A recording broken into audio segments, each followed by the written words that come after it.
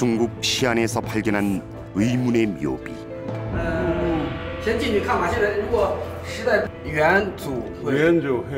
신라 왕족이 흉노의 후예라고 또다시 증언하고 있다.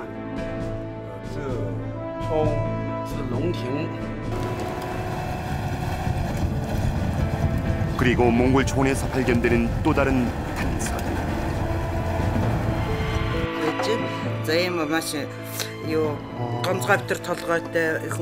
신라 왕족과 흉노의 미스터리를 밝힌다.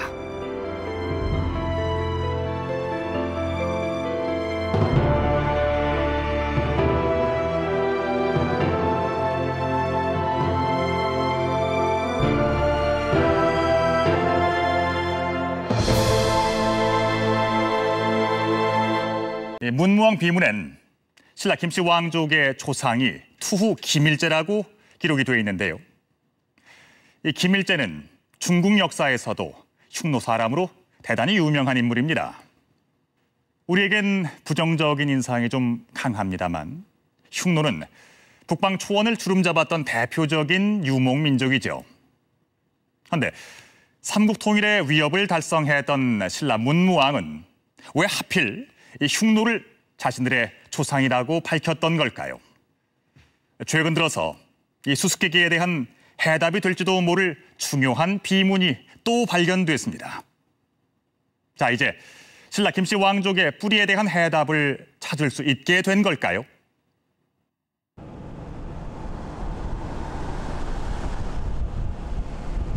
신라 천년의 고도 경주.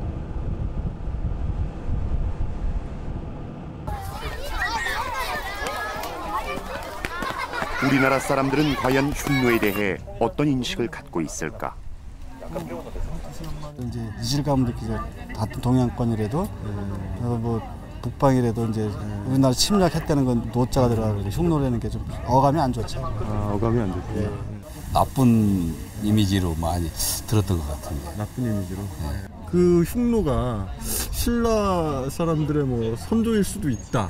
그런 얘기가 있는데 혹시 흉노족이랑 신라 사람이랑 연관이 잘 안 되는 것 같은 느낌. 연관이 안 돼요? 네. 삼국 통일의 위협을 달성하고 바닷속에 잠든 문무왕.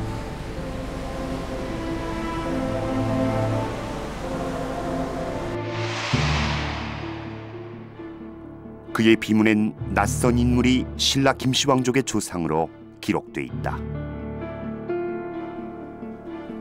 투후 김일제. 그는 중국 역사서에 등장하는 대표적인 흉노 사람이다. 문무왕은 왜 자신의 조상을 흉노인 김일제라고 했을까? 이 문제는 오랫동안 학자들을 괴롭혀왔다. 그런데 최근 신라사를 전공한 권덕영 교수는 이 오래된 수수께끼를 풀 단서를 찾아냈다. 그것은 우연한 발견이었다. 굉장한 쇼크였죠. 막연하게 기대를 했던 것이 막상 실물로 나타나니까 굉장한 뭐 충격이었고 나름대로 아주 어떤 흥분이랄까요?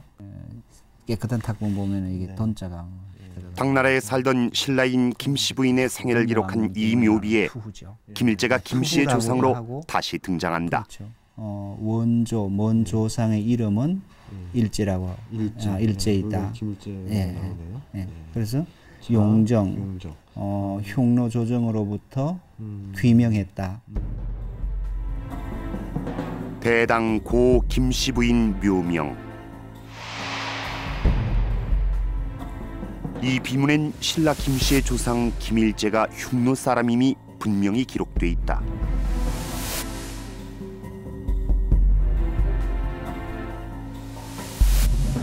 문무왕비에 나오는 투후라는 명칭은 물론 그 자손들이 유동에서 번성했다는 구체적인 기술까지 나온다.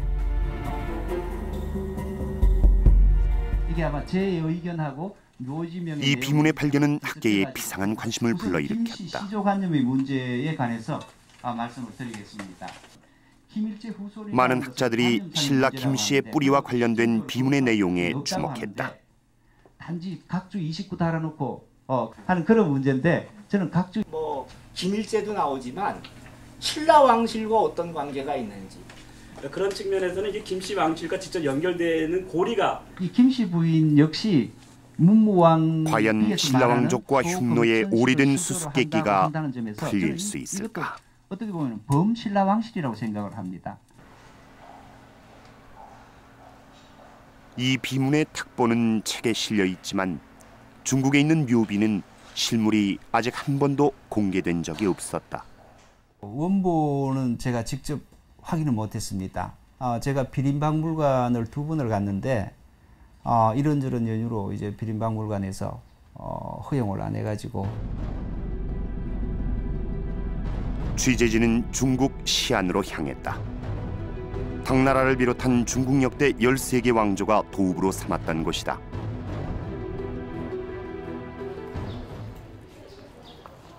시안의 비린박물관. 중국의 이름난 비석들을 모아놓아 마치 비가 숲을 이룬 것 같다고 하여 비림이라 이름을 붙였다.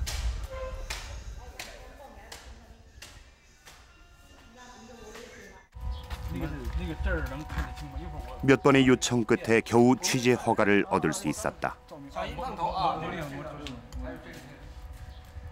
박물관 측은 취재진을 전시되지 않은 비들이 모여있는 수장고로 안내했다. 수많은 비석들 한 구석에 우리가 찾는 묘비가 있었다. 이 묘비의 실물은 최초로 공개되는 것이다. 관린이 비추는 불빛에 대당 고 김씨 부인 묘명의 덮개석이 드러났다.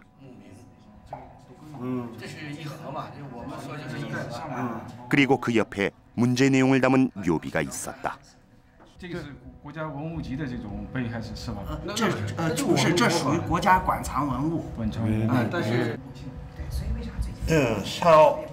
묘비의 내용이 탁본과 같은지 확인해봤다. 元祖会日就这个字啊日字这冲是龙庭 중국 시안에서 발견한 당나라 시대 신라인의 묘비와 신라 문무왕비에 똑같이 기록된 김씨 왕족의 시조, 흉노인 김일제, 그는 과연 누구인가?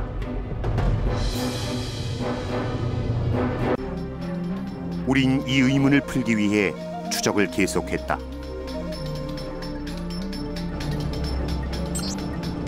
중국 북부에 위치한 음산 산맥.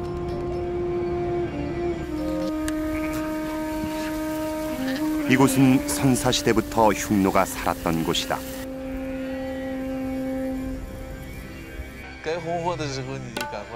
깎아지른 듯한 바위 위에 그들이 남긴 암각화가 새겨져 있다. 흉노는 당시에도 말을 타고 초원을 질주했다.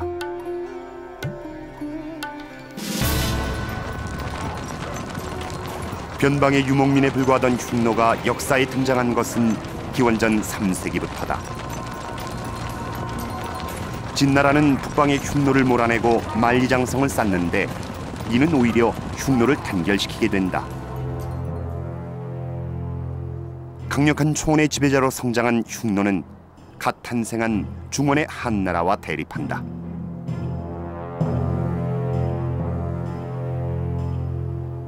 한고조 유방과 흉노가 싸웠던 백등산. 흉노는 40만의 기병으로 한고조 유방을 압박한다.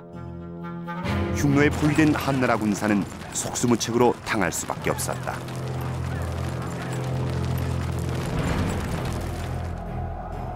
한고조 유방은 치욕적인 조건의 화친을 받아들인다. 한나라 공주와 조공을 흉노에 바쳐야 하는 상황이 된 것이다.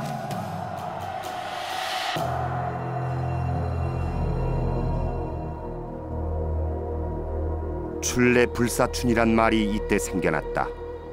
한나라 여인 왕소군은 봄은 왔으나 봄 같지 않다는 말을 남기고 흉노왕의 첩이 되어 떠나야만 했다.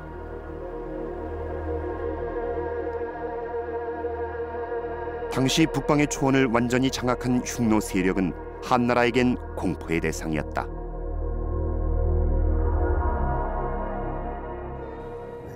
例えば郷土族が攻めてきた時に当時中国の北方の農民っていうのは馬に実際に裸馬にですねまたがってそして草原を駆け巡る、これは中国の農民たちにはとても考えられない、人間技とは思えない、そういうふうに映ったと思うんですね、彼らのこと。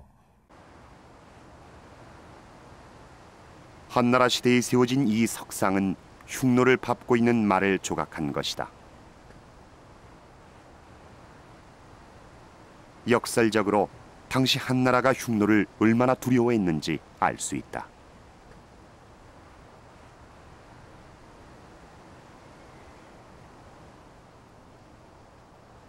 어떻게든 이 관계를 역전시키고 싶었던 한나라. 둔왕유적의 한 석굴에 그 노력의 흔적이 남아있다.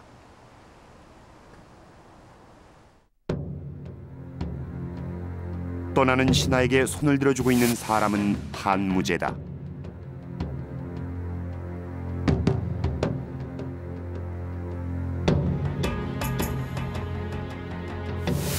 장건은 한무제의 명을 받고 서역으로 향한다.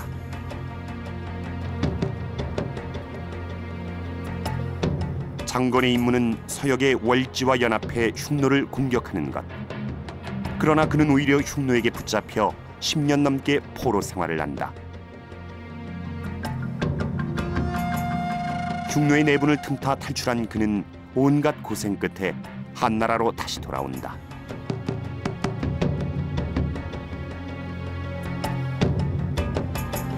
장건은 임무를 완수하진 못했지만 최초로 실크로드를 개척한 사람으로 역사에 남았다.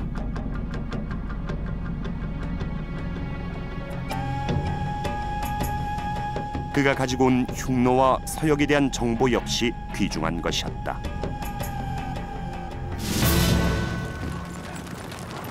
전열을 정비한 한무제는 내분을 겪고 있던 흉노를 공격한다.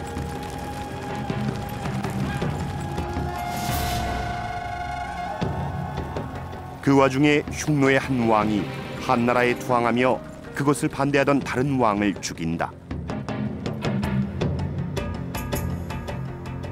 그 죽은 왕의 아들이 바로 신라 왕족의 조상으로 기록된 김일제다.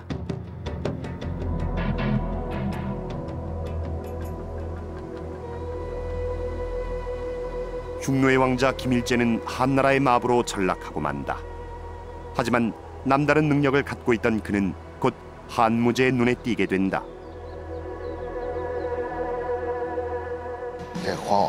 封他侯的是在汉武帝的遗诏，就是汉武帝要死以前下的诏书，就是因为莽活罗这个事件，他救了汉武帝，救了汉武帝，因为这个功封他为杜侯。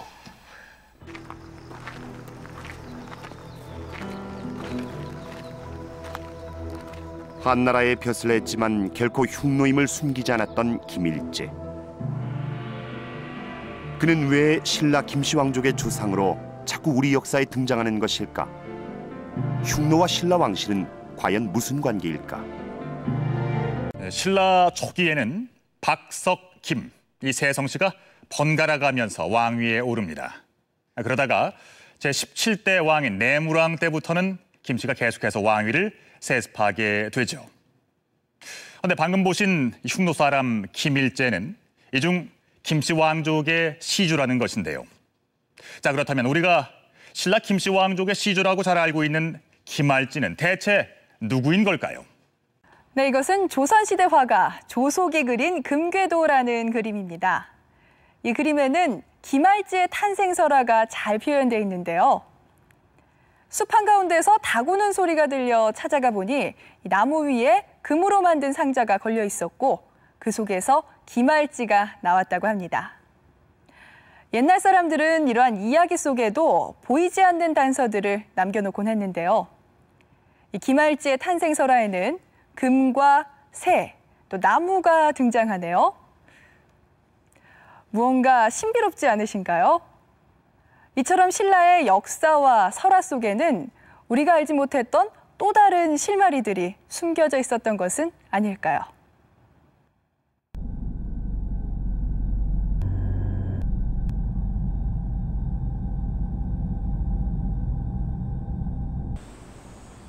경주 계림엔 내무랑릉으로 알려진 무덤이 있다. 기록에 따르면 내무랑대부터 김씨의 왕위 세습이 이루어지고 신라의 모든 체제가 갑자기 바뀐다.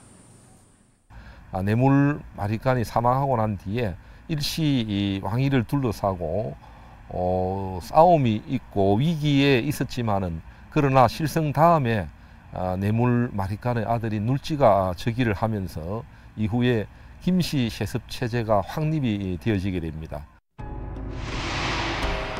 내무랑은 연장자를 의미하는 이사금이 아닌 최초의 마립간으로서 왕위에 오른다. 간이라고 하는 것은 원래 뭐 족장을 의미하기도 하고 또 왕을 의미하기도 하는 그런 북방계통의 용어입니다. 그 앞에 붙여진 마립이라고 하는 것은 으뜸, 머리라고 하는 것입니다. 그러니 간중의 간, 왕중의 왕 그런 뜻이 되겠습니다. 이것은 내물 마립간대부터 마립간이라고 하는 새로운 왕호를 사용했다라고 하는 자체는 국왕의 지위 자체에 큰 변화가 있었다. 바꾸어 말하면 이제는 신라다운 신라. 그래서 흔히 사로국에서 경주를 중심으로 하는 조그만 국가, 조그만 지역 국가에서부터 광대한 영역을 가지는 영토 국가, 왕조 국가로 전환하는 계기가 바로 이 시기에 있었던 것이 아닌가.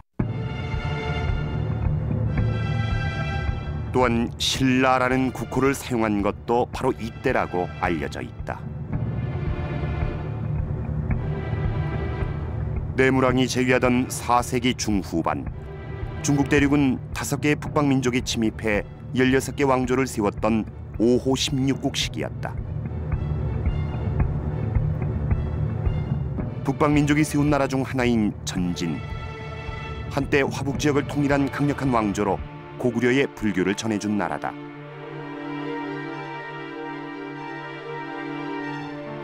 내무랑은 신라 역사상 최초로 외국의 사신을 파견한다. 전진 황제 부견과 신라 사신 위두의 당시 대화 내용이 중국사서 태평어람에 생생히 남아있다. 전진의 황제 부견은 듣기에 신라 일이 예전과 다르다고 하니 무슨 일이 있냐고 묻는다.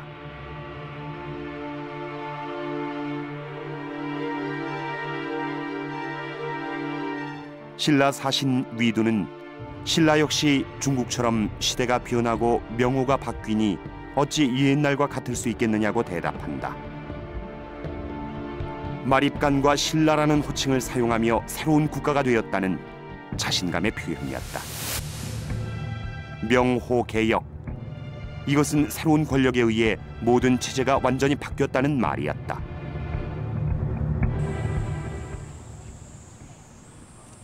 내무랑대에 이루어진 정치적인 변화는 자생적인 것이었을까? 강력한 위부 세력의 유입 때문은 아니었을까?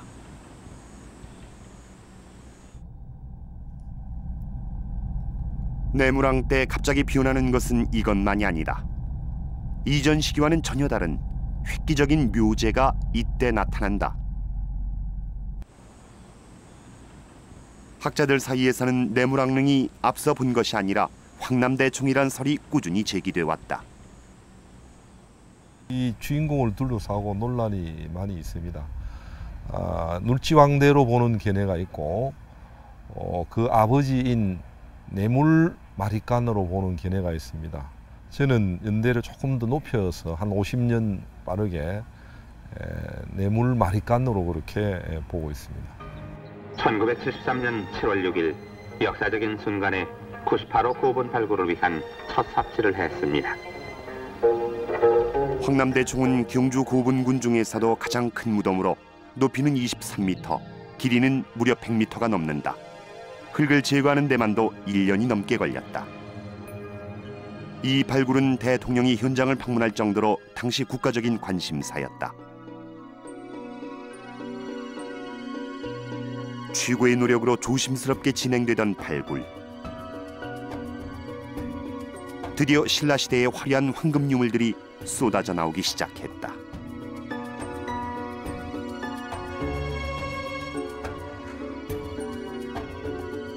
신라 문화의 상징 금관도 출토됐다.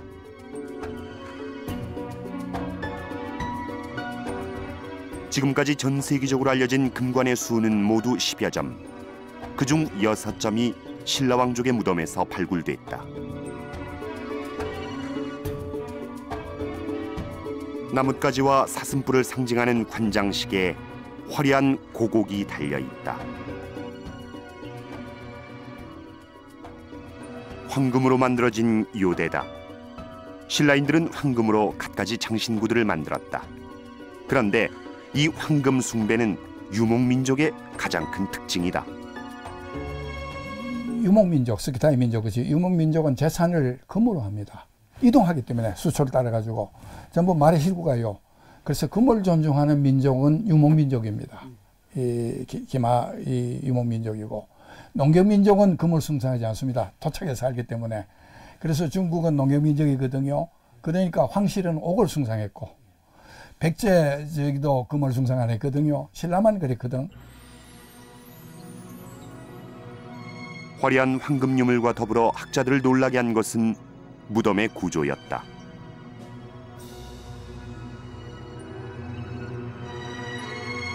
엄청난 양의 돌무더기가 관 위를 덮고 있었던 것이다.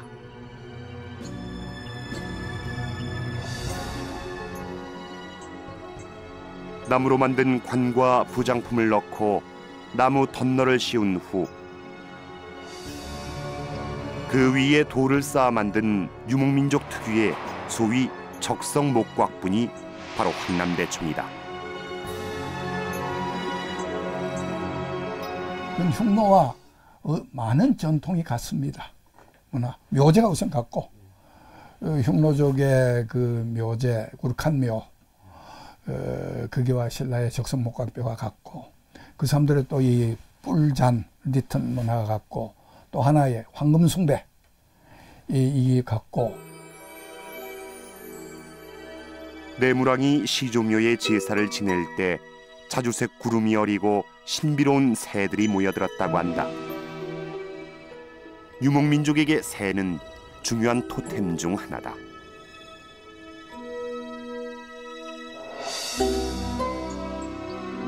몽골에서 출토된 돌궐 시대의 황금관이다.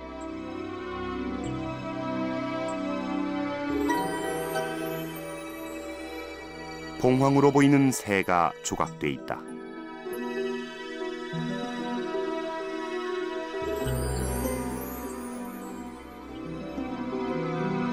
신라 서봉총의 금관에도 나뭇가지에 앉은 봉황 3마리가 보인다.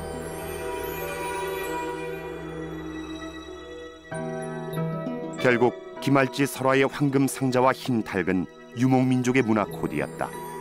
신라 김씨 왕족이 북방에서 왔음을 신화적으로 나타낸 것이다. Монголын язгуурлаг гол овгууд ингэ шоу шүтж байсан талаар түүнээс гадна одоо жишээл зөрчид манж нарын овг дээдс бас энэ шоуг эрхэмлэн шүтж байсан юм баримт байдаг юм аа. За тэгээд манжийн үнэн магадгүй гэдэг одоо сурвалжтэй манж нарын овг дээдс бол одоо энэ шаацгатай холбоотой гэсэн юм баримт бий. Тэгэхээр ер нь энэ шууны шүтлэг тотем гэдэг бол зүүн Монголоор тогтохгүй зүүн Азийн энэ угсаатнуудын дотор өргөн дэлгэрсэн зүйл байжээ гэж хэлж байна. 그런데 황남대총 발굴 당시 분석하지 못한 유물이 있다.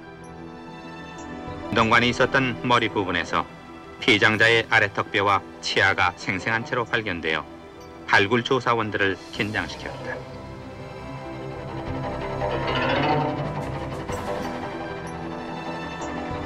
이 턱의 뼈와 치아는 전문가의 감정에 의해 60세 전후의 남자라는 것이 밝혀졌다. 당시의 기술론 인골의 나이를 지휘하곤 더 이상 알아낼 수 있는 것이 없었다. 유골을 고고학적 유물로 활용할 수 없었던 것이다. 결국 이 뼈는 다시 황남대총에 묻히게 된다.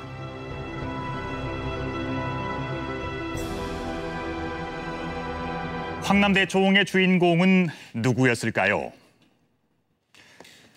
다시 묻은 그 아래턱뼈는 과연 김 씨의 왕위 세습을 시작한 내무왕에 걸쳤을까요? 안타까운 사실은 당시의 기술로서는 그 아래턱뼈를 연구할 수가 없었다는 것입니다. 만약 지금 다시 발굴을 한다면 첨단 기술을 이용해서 새로운 증거를 찾아낼 수도 있을 텐데 말입니다. 그것은 바로 DNA 분석 기술입니다. 최근 들어서 고대 인골과 유전자를 연구해서 고대 민족 간의 이동이나 상관관계를 밝혀내려는 새로운 시도들이 등장하고 있습니다. 자, 이제 과학적 분석을 통해서 신라인들과 흉노의 관계를 밝혀보겠습니다. 지난 5월 국립중앙박물관. Монголын шинжилгээ актив археологийн урлагийн үндэсний музей, Солонгосын үндэсний музей хамтраад энэ Монсоо төслийг хэрэгжүүлж байгаа Монгол Солонгост хамгийн том төслийн одоо алс хэдийн зорилго нь бас хоол төслийн нэг гэж бодож байгаа.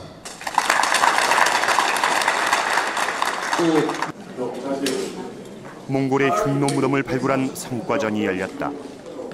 우리나라의 국립중앙박물관 팀이 직접 발굴을 주도한 무덤이었다. 유목민족의 무덤에서 예외 없이 나오는 동복, 즉 구리소치다. 대표적인 유목민족 지표 유물인 동복은 우리나라의 가야와 신라에서도 출토된다.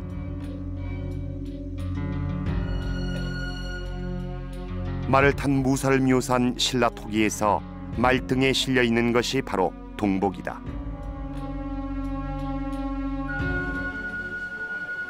금을 좋아하는 유목민들답게 관 밖에도 화려한 금박 장식을 둘렀다. 금을 좁쌀만한 크기로 만들어 장식하는 누금기법의 장신구다.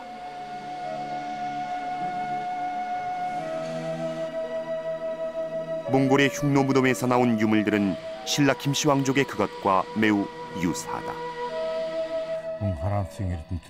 Архангай аймгийн нутагт гол мөдгөд газар бас хүмүүгийн язгуурсны болшийг бас шинжилж байна. Тэндээс бол мөн хүмүүгийн язгуурснуудын урдын гарч байгаагүй сонин ховор зүйлүүд гарч ирсэн. Мөн Америкийн эднэтэд тэгээд Ховд аймгийн нутагт Монголын баруун хойд хэсэгт ажиллаж байна. Тэндээс бол бас баруун талын хүний нарын тухай соёлын асуудал бас их сонирхолтой зүйлийг татаж байна. 흉노와 신라의 친연성, 그것은 단지 문물 교류에 의한 것일까 아니면 인적 이동에 의한 것일까? 세계 역사상 가장 큰 제국을 세웠던 칭기즈칸의 나라 몽골. 한국과 몽골 흉노 무덤 공동 발굴팀이 출발에 앞서 오보를 돌고 있다.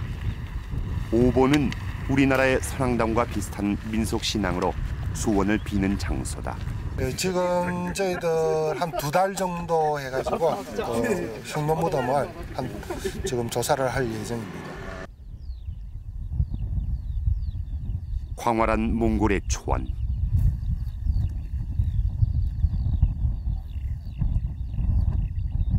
북동쪽으로 500km 가야 됩니다. 그럼 뭐 거의 오늘 하루 종일? 네, 아마 밤에 도착할 것 같고요. 도착하면 이제 바로 캠프 설치할 예정입니다.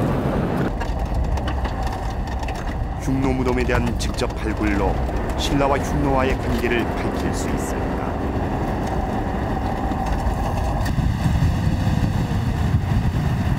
초원의 생활 양식은 이해나 지금이나 크게 달라지지 않았다.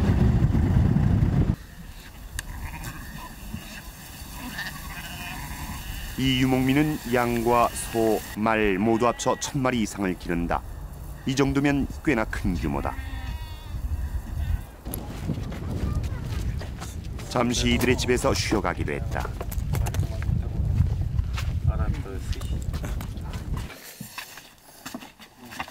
손님 접대에 극진한 것이 유목민의 전통이다. 양저주로 만든 과자와 요구르트다. 시큼하고 단맛이 난다.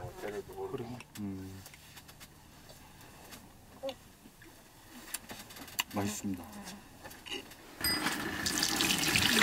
이들은 흉노 시대부터 가축의 젖을 가공해 먹었을 것이다. 양젖을 넣고 기계를 돌리면 지방이 분리돼 나오는데 이것으로 버터를 만든다.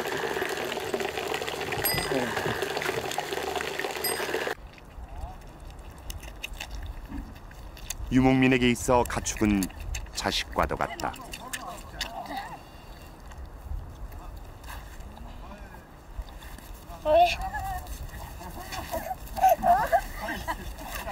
Хүрдэх зул юу энэ төр маань гоо яг мал хонороо юу яаж даасгаж уулаагаантай яаж зол өгч барьдгийг.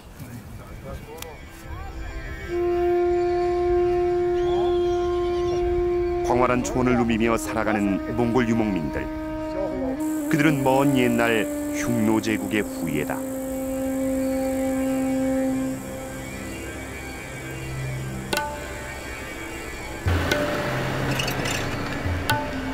울란바토르에서 하루를 꼬박 달려 몽골 북동부 도로링 나르스에 도착했다.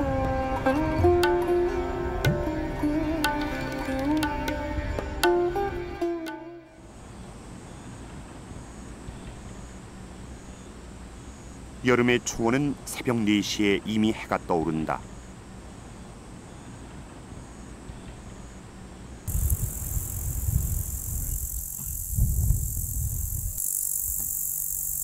도르링 나르스는 몽골에서도 산수가 수야기로 이름난 지역이다. 또한 오는강 유역은 몽골 역사에 있어 가장 중요한 인물 칭기즈칸이 태어난 곳이다. Тэгээд онон гол гэдэг бол ер нь Чингис хааны төрж өссөн Чингис хааны гол одоо улс байгуул Монгол улсыг байгуулах энэ үйл явдал болсон нутаг учраас монголчуудын дунд их ариун дагшин газар гэж шүтгдэж хүндлэгдэж. 도르링 나르스의 흉노 유적엔 약 200기 이상의 무덤이 있다. 그 규모와 부장품의 질로 봤을 때 흉노 귀족들의 무덤으로 추정된다. 한국-몽골 공동 발굴팀은 앞으로도 이 지역의 발굴을 계속할 예정이다. 앞으로 저희가 조사를 계속 진행하면 할수록 오히려 더 이 유적에 대한 관심이 세계적으로 더 집중되지 않을까 이렇게 생각하고 있습니다. тэгэлгүй яг хоо манай одоо монголчууд бидний өвөг дээдс бол хүмүүчүүд гэж бид нар үздэг. Тэгээд Монголын хамгийн анхны одоо улс байгуулсан улс бол хүмүүчүүд ээ. Тэгээд тэрнээс бол бид нэр бол өөрийнхөө одоо Монголын төрийн түүхийг 2000 жилийн өмнө бас эхлэлтэй юм гэж үздэг. 2000 гаруй жилийн өмнө эхлэлтэй гэж үздэг. Хүмүүчүүд бол бидний яг өвөг дээдс гэж үздэг. 발굴팀이 작년에 작업을 했던 흉노 무덤이다.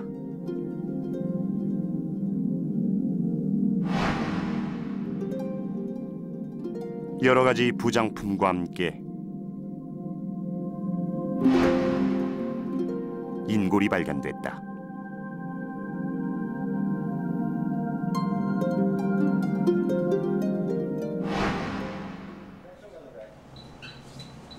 이 인골을 한국으로 가져와 유전자 분석을 시도했다.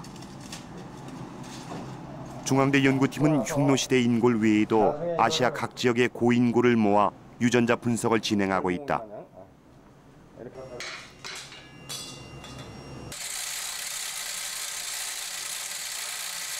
지금까지 모은 샘플의 수만도 2,000여 구 이상이다. 유골 하나하나를 분석해 각 지역과 시대별로 하나의 그룹을 만들 수 있다. 아무래도 동일한 시대와 지역의 사람들은 유전자가 비슷한 경우가 많기 때문이다.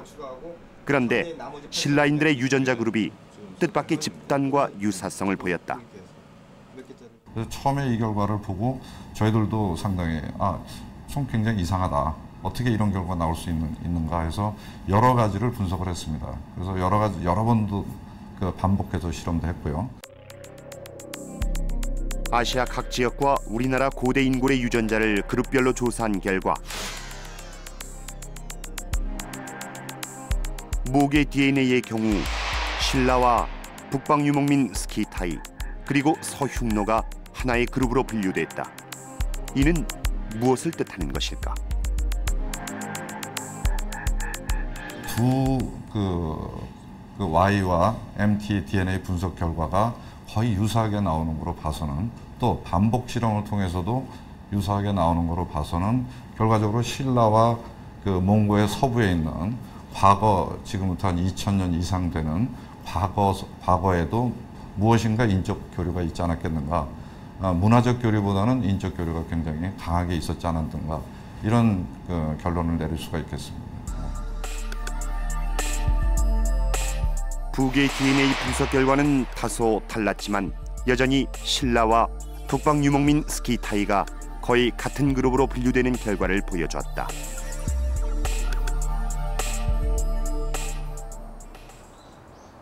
울란바토르에 있는 몽골 국립대학교. 고고 인류학과의 투맨 교수는 30년 이상 몽골 각지에서 발굴을 해왔다. 연구실은 고인골로 가득 차 있다.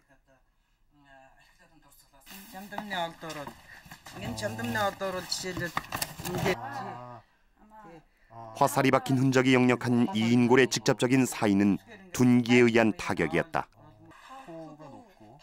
이처럼 고인골은 고고학적으로 대단히 중요한 유물이다. 신라인과 가장 유사성을 보였던 스키타이의 인골이다.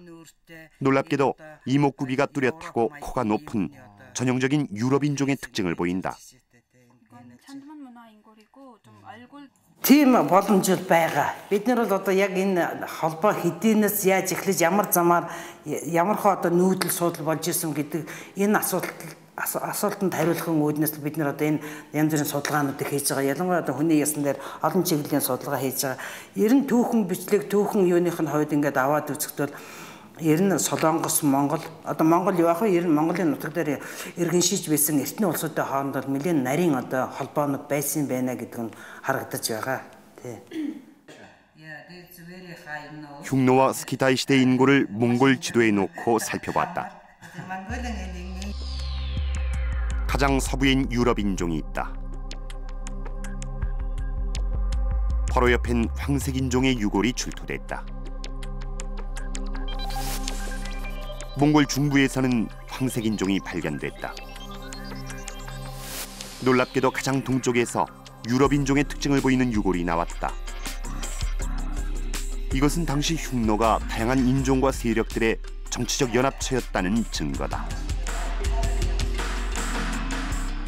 Энэ ч одоо байгальд далагаас авахулаад хятадын цагаан ирэн мөртөл тийм ээ арал тэнгисээс авахулаад тийм ээ хянганы нуруу хүртэл энэ өргөн уудан газрыг эзэмшиж байсан одоо энэ том гүрэн бол маш олон одоо угсаатнуудыг өөртөө нэгтгсэн олон янзын соёлтой олон янзын хэл ёс заншилтай угсаатнуудыг нэгтсэн тийм одоо өөрөөр хэлбэл аймгийн нэгдэл байсан гэж би өөрөө үздэг.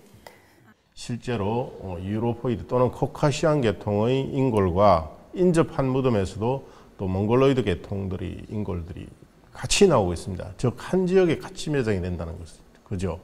그런 부분들은 결국은 우리가 지금 이해하고 있는 흉노족이 아니라 흉노 엠파이어 또는 훈 엠파이어, 훈 제국의 영역 속에는 다양한 민족 또는 종족의 사람들이 함께 섞여서 살고 있으면서 그게 크게 중국 한 제국을 압박하는 정치적인 세력이 됐다는 것을 알 수 있는 겁니다. 이렇듯 흉노는 오늘날의 민족 개념과는 달리 여러 종족과 세력의 정치적 연합체일 가능성이 높습니다. 특히 옛날 북방의 초원 지역은 국경으로 가로막혀 있는 오늘날과는 달리 자유로운 이동이 가능했기 때문에 유목민족들은 더욱더 살기 좋은 곳으로 계속해서 이동을 했을 겁니다. 여기서 재미있는 사실 한 가지 말씀드리겠습니다. 혹시 훈족이라고 들어보셨나요? 4세기 유럽에 갑자기 나타나 게르만족을 압박했고 또 이 훈족으로 인해 로마가 결국 멸망하게 되는데요. 네, 여기 보시는 것처럼 5세기 무렵 이들의 영토는 유럽 대륙의 대부분을 차지하고 있을 정도로 광대했습니다. 당시 유럽인들은 완벽한 기마 전술을 가지고 나타난 훈족에 대해 두려움을 넘어선 공포를 느끼고 있었습니다. 바람처럼 말을 타고 나타나 유럽을 제패한 훈족. 이들의 지도자 아틸라는 이렇게 뿔이 달린 악마로 묘사될 정도였습니다. 그런데 훈과 흉노, 발음이 비슷하지 않으신가요? 실제로 몽골에서는 흉노를 훈누라고 발음하고 있습니다. 많은 학자들은 흉노라는 거대한 정치 세력에 속해 있던 종족의 일부가 서쪽으로 이동해 유럽을 정복한 아틸라의 훈족이 됐다고 보고 있습니다. 흥미로운 것은 훈족이 가장 강성했던 그때가 중국 대륙을 북방민족이 장악했던 5호 16국 시대였다는 것입니다. 당시 북방민족의 기세가 유라시아 전 대륙에 걸쳐서 회오리를 일으키고 있었던 것이죠. 바로 이 시기 신라도 내무랑을 비롯한 마립간들이 고대 국가체제를 완성합니다. 사로국에 불과했던 신라가 갑작스럽게 발전을 할 수 있었던 것도 이런 유라시아 대륙의 정치적 격변과 어떤 관련이 있지 않았을까요? 내무랑대에 이르러 갑작스러운 발전을 이룩한 신라. 그것이 북방 흉노의 유입에 의한 것이었다면 그들은 어떤 경로로 신라에 온 것일까? 몽골 중부에 위치한 노이놀라 흉노 고분군.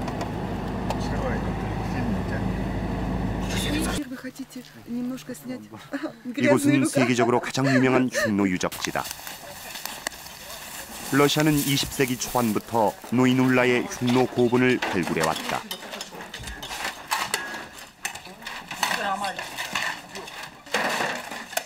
흉노에 관한 한 세계 어느 나라보다 연구가 많이 돼 있다. 이 러시아 팀 발굴대장으로부터 흉노가 어떤 경로로 신라로 이동했는지에 대한 단서를 얻을 수 있었다. Но вообще культура хунну, конечно, могла иметь влияние и на культуру Кореи, на культуру Силу. Во всяком случае, вот Лаолан, есть такой памятник Лаолан, государство Лаолан в Корее, древнее. Там очень много похожего с культурой хунну. 한 사군의 하나로 그 성격과 위치에 대해 논란이 많은 낭랑. 아직도 많은 부분이 베일에 가려져 있다. 국보로 지정된 낭랑 출토 금제 허리띠 장식이다. 금을 미세하게 세공해 좁쌀보다도 작은 크기로 만들었다. 바로 누금 기법이다.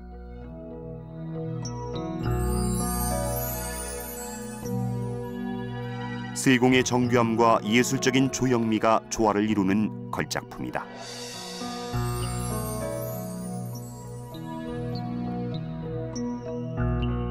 신라 시대에도 누금 기법을 사용한 장신구들을 만들었다.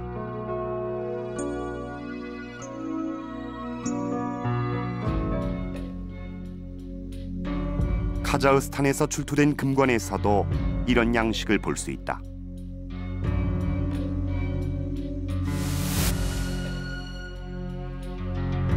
흥미롭게도 이 누금 기법을 사용한 유물들은 유라시아 대륙의 초원지대에서 발견된다. 이건 역시 유목민족의 전형적인 지표 유물인 것이다.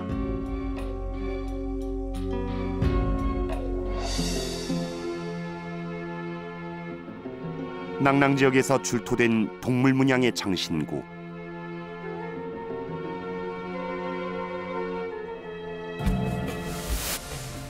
몽골 흉노 무덤에서 발견된 장신구와 거의 흡사하다.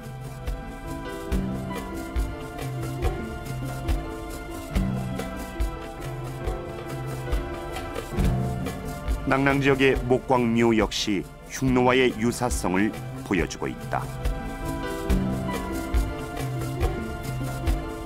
ийм хашигтай буушнууд бол ер нь манай эртний одоо 1-р зуун манай өмнөх 1-р зуун энэ хооронд бол их дэлгэрсэн зүүн хойд Азад бол нэлээд дэлгэрсэн байна. Тэгээд манай Хүнүүгийн булчны дотоод зохион байгуулалт болон олдрууд бол намнооны булчнуудтай нэлээд төстэй байдаг. 낙랑군은 313년 고구려의 공격으로 멸망한다. 그 후에 그 유민들은 한반도의 남쪽으로 이동했을 것으로 추정된다. 낙랑의 유민들이 멸망 이후에는 그 남쪽으로 내려왔던 것은 틀림없는 것 같습니다. 토기 제작 기술이라든지 또 금속기의 제작 기술 같은 부분들은 기존 사만의 그런 문화와 좀 다른 이질적인 그런 선진적인 문화가 낙랑으로부터 전달이 되는 것으로 생각이 됩니다. 그것은 중국이나 또는 고구려와는 별개의 그런 어떤 직접적인 유민들의 이동 부분이 영향을 미치는 것이 아닌가 생각하고 있습니다. 신라 내무랑 즉위는 356년, 낙랑 멸망 직후다. 흉노왕자 김일제의 후예들이 한사군의 아내인 낙랑으로 유입됐고 낙랑이 멸망할 때 신라로 들어와 김씨 왕족을 이룬 것이 아닐까. 이 시기 북방 유목국가와의 유대가 강화되는 것도 같은 유목의 뿌리의식 때문은 아니었을까.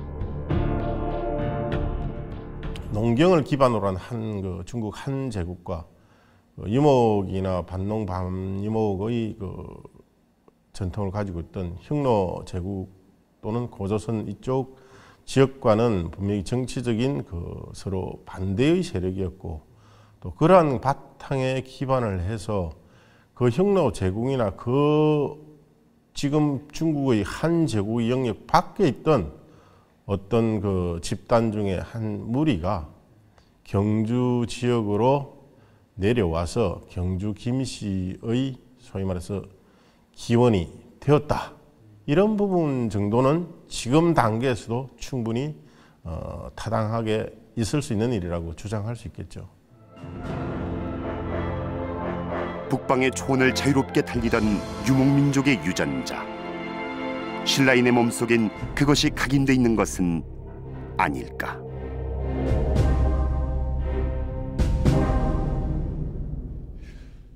여러 가지 증거들이 신라 김씨 왕족의 뿌리는 바로 북방 유목민족에게 있다는 쪽으로 향하고 있습니다.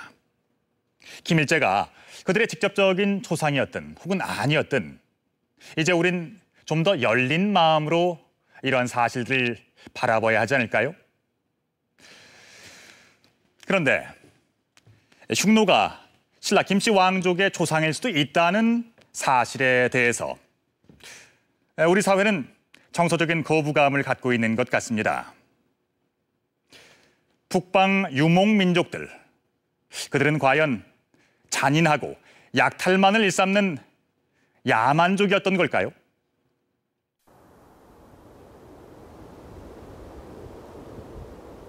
옛날부터 만리장성은 문명과 야만을 가르는 경계선으로 여겨져 왔다.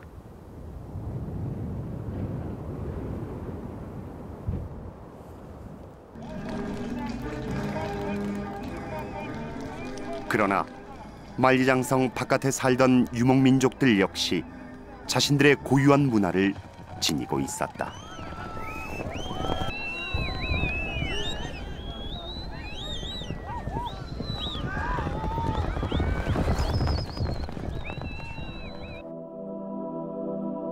중국인들은 유목민족을 늘 열등한 존재로 여겼다. 흉노란 명칭 자체가 노비를 뜻한다. 역대 사서에서는 유목민족들을 비하해 기록해왔다.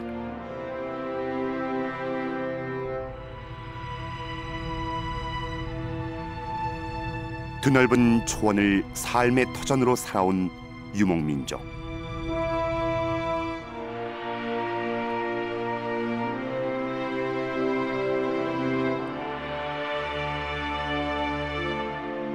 자신의 문자로 역사를 기록하지 않아 많은 부분이 비밀에 쌓여 있다.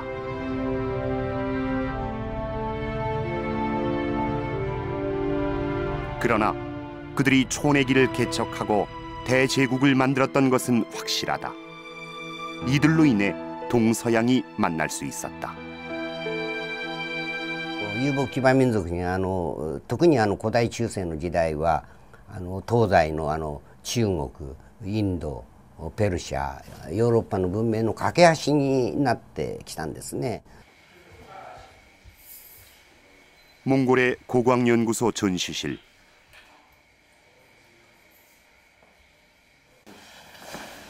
자, энд бас нэг их сонирхолтой олдор байгаа. За, энэ мөнгөн чимэг байгаамаа. Ноён уулын 20 дугаар улснаас 2006 онд Монгол Орсын хамтарсан судалгааны баг бол илрүүлсэн зүйл байгаа. Тэгээ дээр нь Грекийн одоо домгийн дүрс, охин тэнгэрийн дүрс байгаа. 그리스 로마 문명의 것임이 거의 확실한 은장식품. 이것이 흉노에게 전파된 것으로도 이미 2000년 전 당시 활발했던 동서교류를 알 수 있다.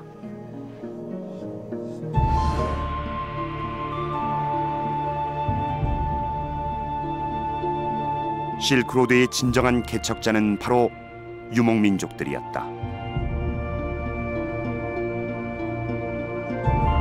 동서교역을 장악한 그들은 동양과 서양 모두에게 다양한 문화의 존재를 알려주었다.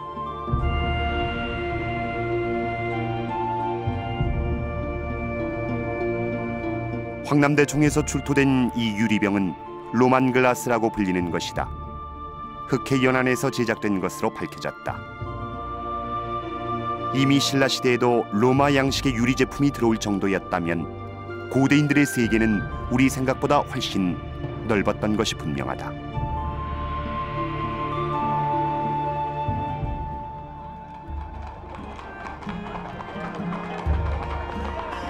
8세기 중국의 당나라는 진정한 세계 제국이었다.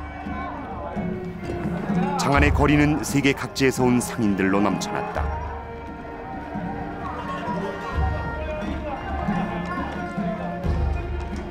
다양한 문화가 뒤섞여 중국 역사상 최대의 전성기를 이루었다.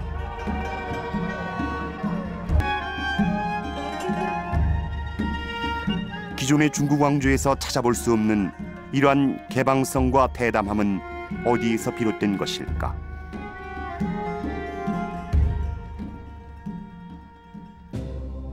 잘 알려지지 않은 사실이지만 당나라는 5호 16국의 호족 정권을 직접적으로 계승한 유목민족 정권이다.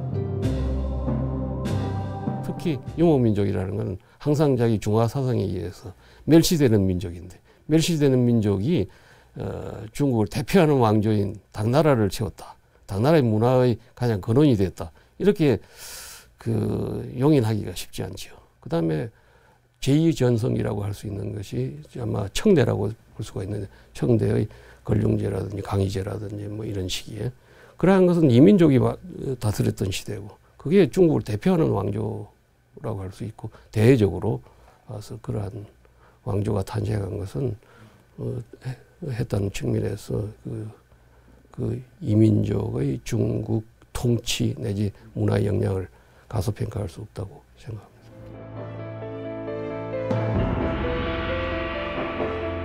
유목민족은 문화의 전달자로서만 존재했던 것은 아니다.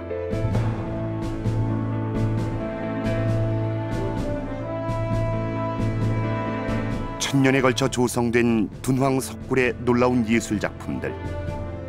유목민족이 스스로의 문화가 없었다는 건 편견에 불과할 뿐이다.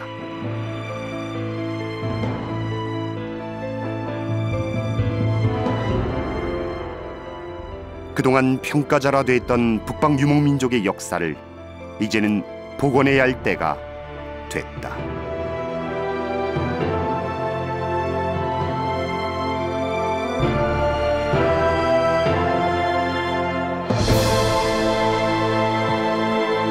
우린 신라 왕족이 유라시아 대륙을 호령했던 흉노의 자손일 수도 있다는 사실을 알게 됐습니다. 고대의 흉노는 동서양 교류에 가장 큰 공을 세웠고, 그들 자신의 고유한 문화도 간직을 하고 있었습니다. 그동안 부당하게 평가받아왔던 이들의 자취를 복원하는 것은 중국 중심의 역사에서 벗어나 우리 자신의 뿌리를 찾아가는 작업일 겁니다. 광활한 유라시아 대륙을 누볐던 유목의 유전자, 우리의 그 웅장한 기백이 되살아나기를 바랍니다.